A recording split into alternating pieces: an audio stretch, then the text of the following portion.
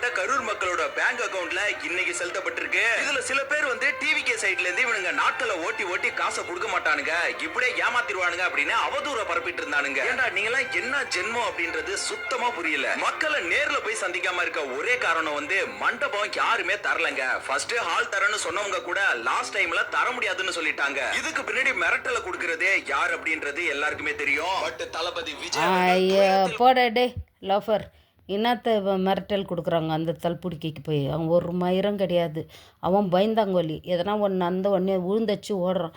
அங்கே உயிருங்க சரிஞ்சு சரிஞ்சு விழுந்துங்க செருப்பு அடி வாங்குற அளவில் வந்துட்டான் அவன். அவன் தொண்டனே செருப்பு எடுத்து இங்கே பாடுறான்னா அவன் பக்காத என்னது பாட்டிலுக்கு 10 ரூபா பாட்டிலுக்கு ஓல் ஓத்தான். அந்த ஓல் ஓத்த பாட்டுக்கு அங்கே 41 உயிர் போச்சு. தற்கூறிங்களா உங்களுக்கு? அதெல்லாம் கேட்க உனக்கு யோகியத்தில். அவன் மண்டபம் கொடுக்க மாட்டான்னா மண்டபத்தை போய் உங்களை மாதிரி குரங்கு கூட்டத்தை கொண்டு போய் மண்டபத்தில் விட்டு மண்டபத்தை நாஸ்தி பண்ணுறதுக்கா? இல்லை அங்கே ஒரு 4000 பேர் சாவுறதுக்கா?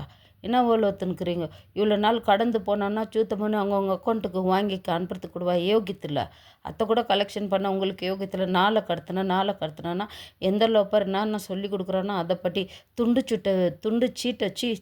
துண்டு சூத்துன்னு வருது. துண்டு சீட்டை வச்சு பேசுகிற லோப்பருக்கு இவ்வளோ இருக்குது.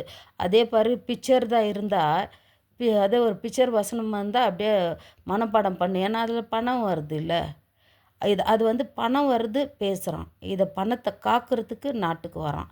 இவனா உங்களெல்லாம் பார்க்க வரான்னு நினச்சின்னுக்கிறீங்களா? அட போங்கடா டே, அவன் பணத்தை பாதுகாக்க வரான் அந்த லோப்பர். அத்தை விட்டுவிட்டு நீங்கள் என்னென்னமோ பேசின்னுக்கிறீங்க அவனுக்காக. உயிர் போகிறத பற்றியெல்லாம் உங்களுக்கு யோகியத்தில் கேட்குறதுக்கு. 41 உயிர் நான் சும்மான்னு நினச்சிங்களா? ஃபஸ்ட்டு அவன் பொண்டாட்டி புள்ள கூட அவன் வாழ்கிறானா பாருங்கடா ஃபஸ்ட்டு.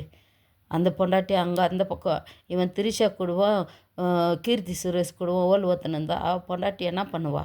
2 புள்ளிங்க வந்து எங்கள் அப்பனுக்கு ஓட்டு போடணுன்னு 2 புள்ளிங்களும் பொண்டாட்டியும் கேட்கட்டோண்டா. அந்த தமிழ்நாட்டில் அவனுக்கு ஓட்டு போடுறாங்க.